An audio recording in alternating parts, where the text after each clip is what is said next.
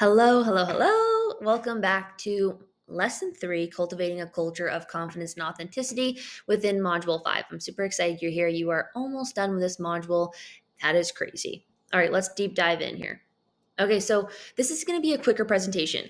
Essentially, when we're talking about this lesson, every single thing that I talk about here, you've created a community through in your online business, specifically on social media, whether that be a mentorship group that you offer and you have mentees, whether you have like a group of clients that kind of work together or you're a leader of, or your just entire following of your page, essentially your community of your social media page, all of those are your community. So you've already built one within this lesson. So it's more, how do you put authenticity and confidence within those communities to empower them, to nurture them, to continue on so that they can be repeat buyers and, be a strong community long term, sustainably, all of those things. So one would be to commit to a strong internal message. Successful brands embed their authenticity in every interaction. So stories, content, DMs, whatever you are putting out there, lives, master classes, all of these things, even within your products and the language that you have in your products,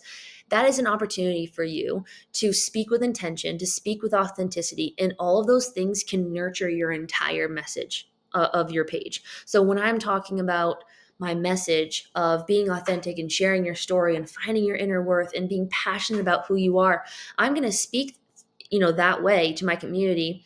And when I care about their worth, I care about their value, I care about their passions, I'm going to speak that in everywhere that I talk to them. Stories, lives, masterclasses, DMs, it's all going to be the same.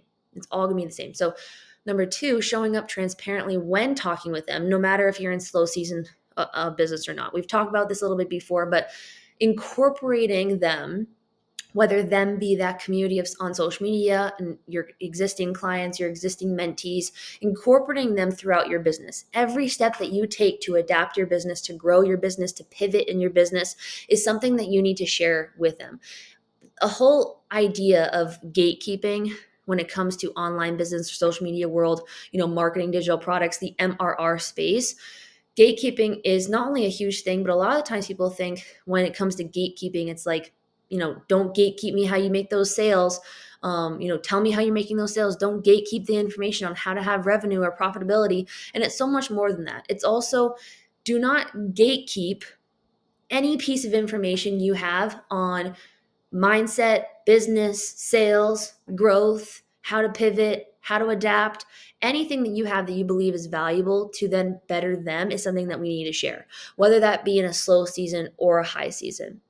And number three, turning your profile or making your profile as a portfolio to then nurture them and build authenticity. This one is huge. And I often have, even when I first started in August of last year, even to now, I consistently still talk with people who delete or archive past posts because they don't feel like they're relevant. They don't think that they got enough likes or views. They didn't like the aesthetic behind it. It was cringy. All of those reasons that we delete or archive posts are not a good enough reason to archive or delete posts. Your page is your portfolio. When you have new people come into your portfolio, I want them to see this is where you have started. This is where she was going. This is how she changed. Okay, she pivoted here. Now she's gaining confidence. I can see her passion change. I can see her energy change. They see that growth. When they start from where you were and they see that growth, you are nurturing them to then be a client, a future client, a future a consumer who buys from you. Whatever that is, the more that you incorporate them, the more that you use your profile as a portfolio, even in your highlight bubbles, right? That those highlight bubbles are also huge, where your client, mentee, whoever it is, can go throughout your page and say, yep, I relate to them. I'm stepping into their shoes. Oh, she's such an authentic person. She's a real person. Thank you for showing me the ups and downs. Thank you for showing me your messy house. All of those things are nurturing. And all of those things should be in your profile. You shouldn't just have the ones that are viral or high views or pretty backgrounds or ones that you felt more confident in. Although you should absolutely post what makes you happy, you should also keep the posts that didn't do as well as you thought, that when maybe were a little bit cringier than you than you had planned for it to be, because those are still nurturing. So number two here, how do you foster your community to continue to learn? How do you foster that environment? So, one, be a humanized culture. So, one, within your community, your mentee, whatever, your page, your whole group of clients or whatever, you need to allow them a space to grow, allow them a space to have self development, and you build a community that allows people to come as they are. It's not, please join my mentorship service and buy from me when you are ready to, with a great mindset, or your mindset's already great, or please don't buy from me until you've already made a certain amount of sales, or please don't buy from me when you've already had experience, whatever. And whatever it may be, they come as they are, and you foster that growth, you foster that development. They come as they are, and that is a community that fosters empowering development and empowering growth. So number two, equipping them with tools, tips, strategies. This is kind of what I said in the last slide about not gatekeeping. Whatever you think is valuable, share with them. It's not just keep all of those great tools and strategies for yourself and watch yourself grow, but the most successful people serve the ones around them with all these tools, tips, and strategies, and they will grow by default. Number three, sharing a step of every progress. I kind of said that a little bit. Number four, talk with them daily and involve them throughout your business growth. Talking with them is huge. Not just talking with them in your content or through your reels, but talking with them in your stories and lives. The more one-on-one face where they can see you, they can hear your tone, right?